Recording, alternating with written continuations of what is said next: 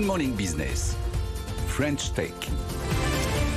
Et dans la French Tech à 6h47, encore une levée de fonds, encore une grosse levée de fonds, 35 millions de dollars, encore un investisseur américain, Elephant, un VC basé à New York. Bonjour Fabien. Bonjour. Grenier, cofondateur et président de Datadome. Bravo déjà pour cette nouvelle étape de votre développement. Datadome, c'est la lutte contre les robots malveillants, ce qu'on appelle les bots malveillants. Ils représentent 50% du trafic sur le web. Non humain en fait, des robots ont envahi le web, c'est-à-dire, expliquez-nous. C'est ça, 50% du trafic mondial est non humain, généré par des bots qui sont la plupart du temps malveillants. Qu'est-ce qu'ils font ces bots? Ils viennent voler des données personnelles, ils font de la fraude au paiement et parfois ils vont provoquer des interruptions de services sur des plateformes e-commerce par exemple.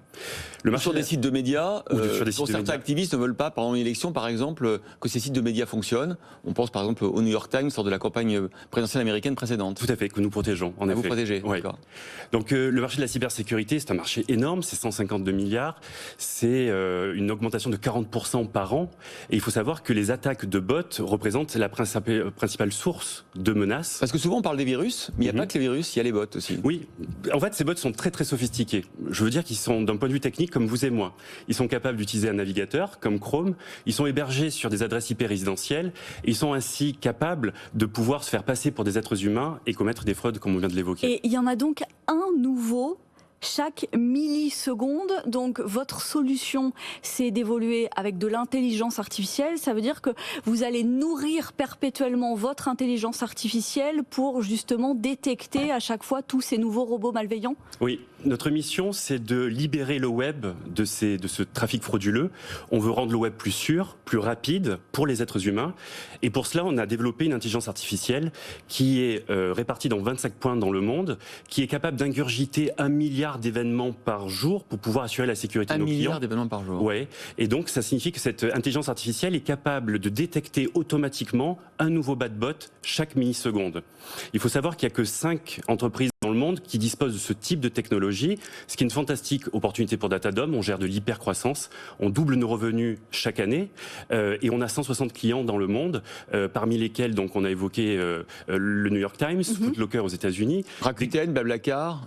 Beaucoup de e-commerçants. Oui, Le Bon Coin, en France, Fnac Darty, et puis en Australie aussi des énormes sites comme Australia Post ou Kogan, qui est le Amazon local. Donc une incroyable possibilité de croissance, mais aussi un incroyable retard en termes de cybersécurité. C'est une goutte d'eau pour les entreprises de s'être protégées.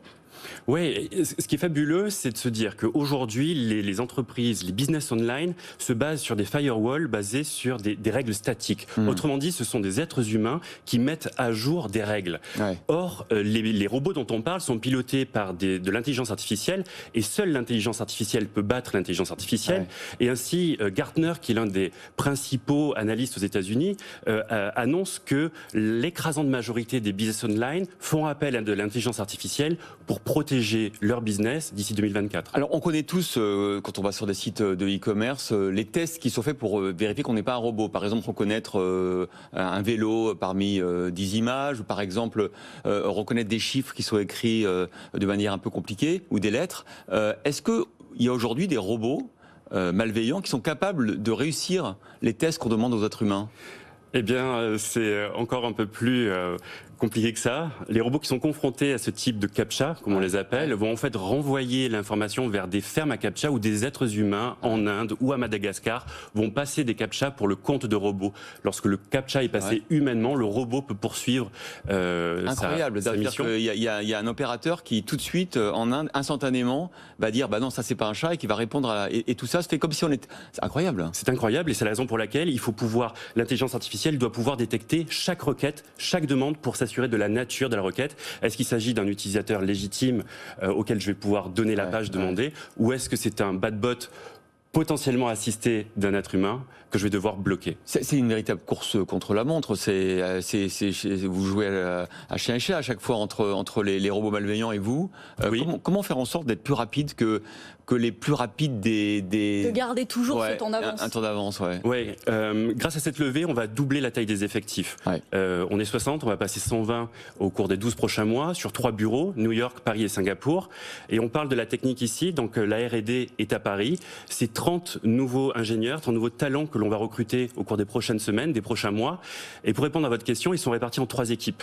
La première, c'est l'engine, travailler l'intelligence artificielle pour être au top de ce qui se fait au niveau mondial sur la bot protection et sur l'antifraude. La deuxième équipe, ce sont des data analystes. Ils sont capables d'avoir toujours un coup d'avance sur les hackers. Et la troisième équipe, c'est l'équipe infrastructure, c'est pour pouvoir rendre cette techno disponible partout dans le monde en temps réel. Et donc je crois que tout l'art consiste à trouver le parfait équilibre entre la techno, l'intelligence artificielle, et les hommes qui vont pouvoir la nourrir intelligemment et la faire progresser de façon à garder toujours un pas d'avance. Voilà, Fabien Grenier, cofondateur et président de Datadome, le good cop contre les bad bots. Hein. C'est exactement ça. Bon, merci d'avoir été notre Merci. invité dans la French Tech ce matin. Je rappelle, vous levez 35 millions de dollars, notamment auprès d'éléphants. Merci beaucoup d'avoir été notre invité.